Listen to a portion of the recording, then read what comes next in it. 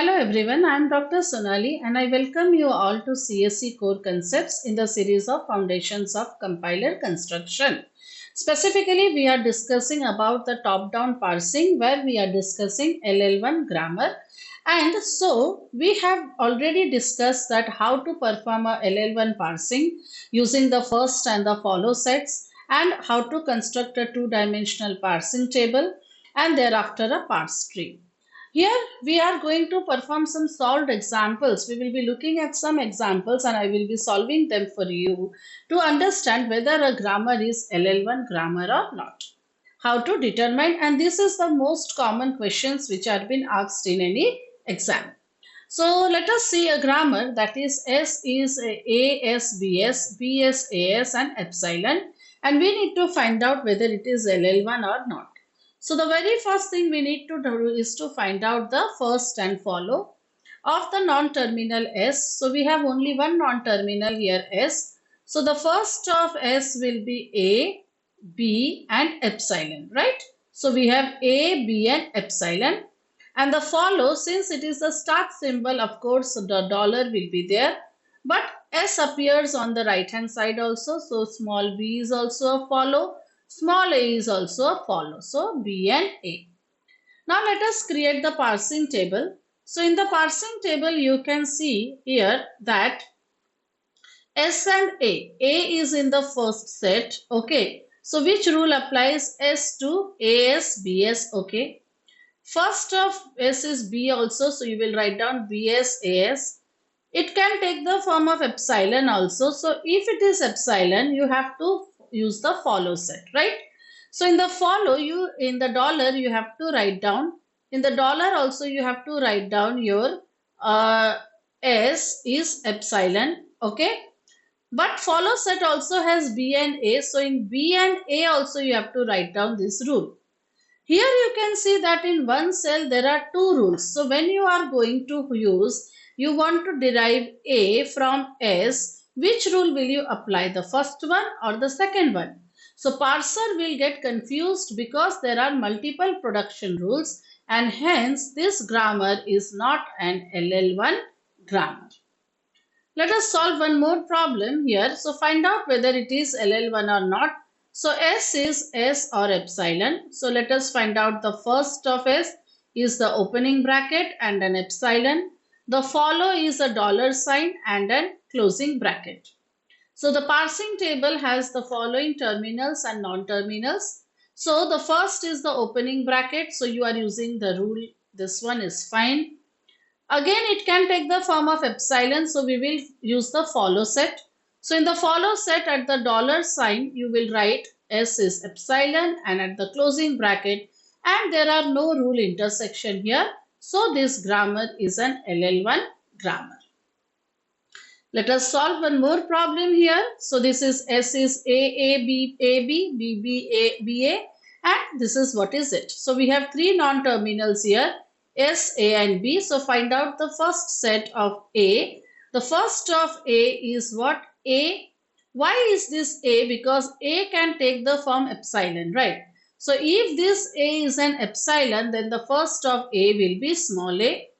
Similarly, again, if this is also an epsilon, okay, so this will be the first of S, right?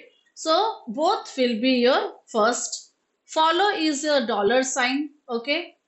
For capital A, your first is epsilon. For B, it is epsilon, okay. And you have A and B, right? AB. So parsing table will be created. So S is AB. Okay, here it will be A. If you can take, if this is also epsilon, but A will be there, right? So A is the one which is being encountered.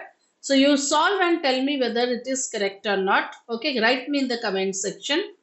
So S to A is this rule, fine. S to B, okay, if it is B, again you are following this rule, okay.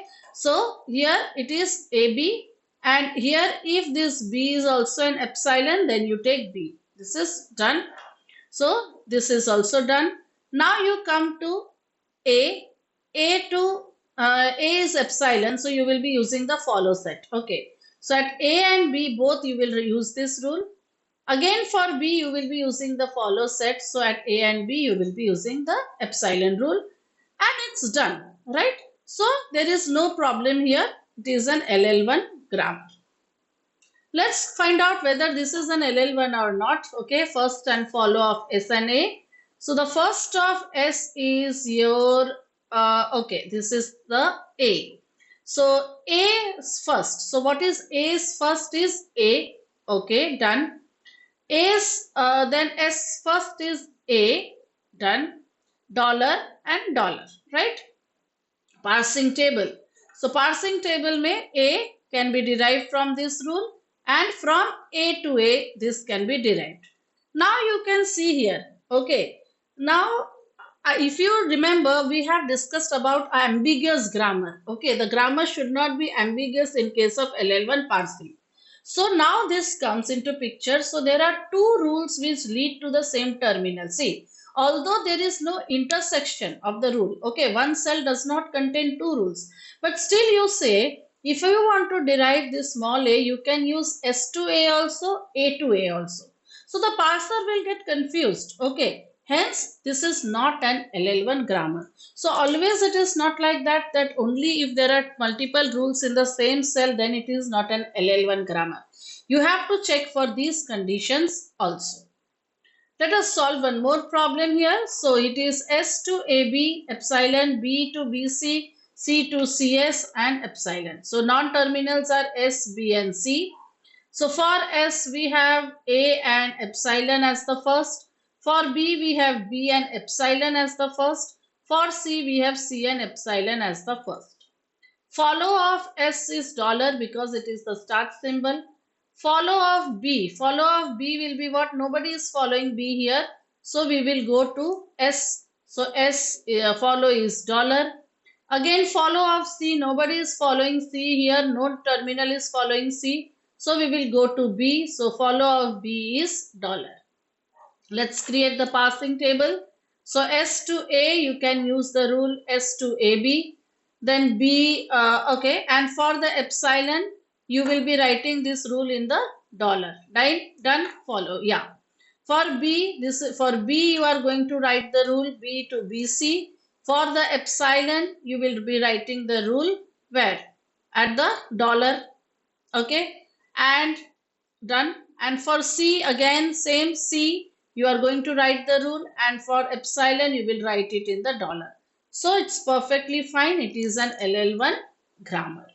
So I hope you understood some of the problems and how to determine, and in my upcoming video we will be solving some more examples so that it is very much clear to you how to understand whether it is an LL1 grammar or not.